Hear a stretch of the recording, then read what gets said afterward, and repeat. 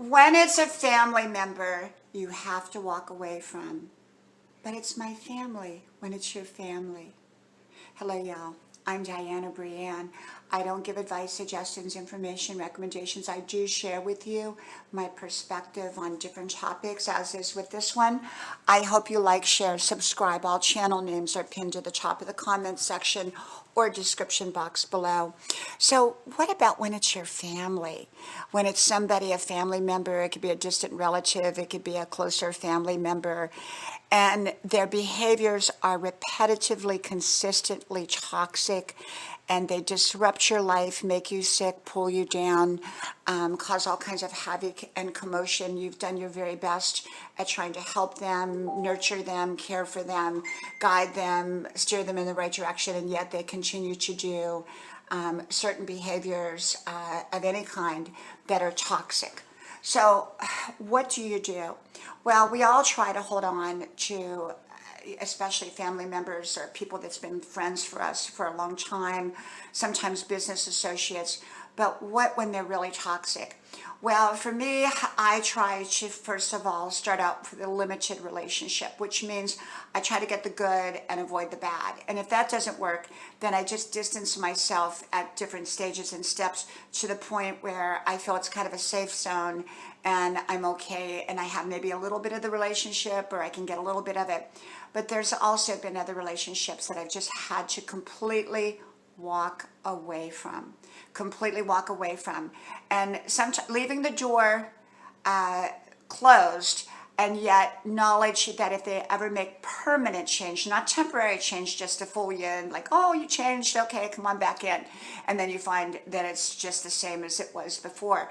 Not that kind of change, but when we know, and sometimes we don't know, and sometimes they never do, but if they make permanent lasting change and they're no longer toxic to our lives, then sometimes we can step back into the relationship later.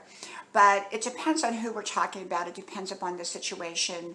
But for me personally, I've known people along the way professionally. I've known them friendship-wise. I've known them within the relative circuit, what you would call the family circuit, that they were too toxic to be around.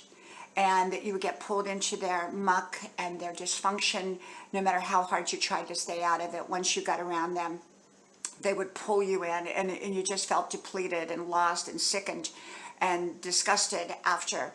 And so the key for me is I just stay away from people like that. Grandma used to say, love them from a distance, love them from a distance. And sometimes you have to love them from a distance, but you can't even talk to them from a distance because they're so toxic. And there's other people that I've had that I could talk to them on the phone, but I really couldn't hang out with them in person. And I've known a few people like that I had a great relationship through the phone conversation. I've had a few other people that were kind of touchy, so to speak, meaning that if you said the wrong thing, they would jump all over you. So even on the phone, it could be a difficult situation, but overall, I was able to maintain a phone conversation.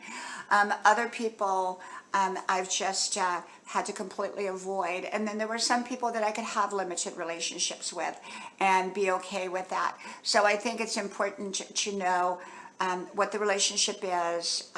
Is it appropriate to step out of it? Is it appropriate to stay in it? Is it appropriate to limit it? It can be a very challenging and difficult decision to do. But I've learned in my 65 years that some people don't change, some people do change, but not till later on down the line. And I've learned that toxic behaviors, being around them consistently, can take its toll. So for me, I lovingly step back and keep my distance, and sometimes I've had to block people from my life, so to speak, whether it's on virtual media, whether it's in person. I just cannot have anything to do with them.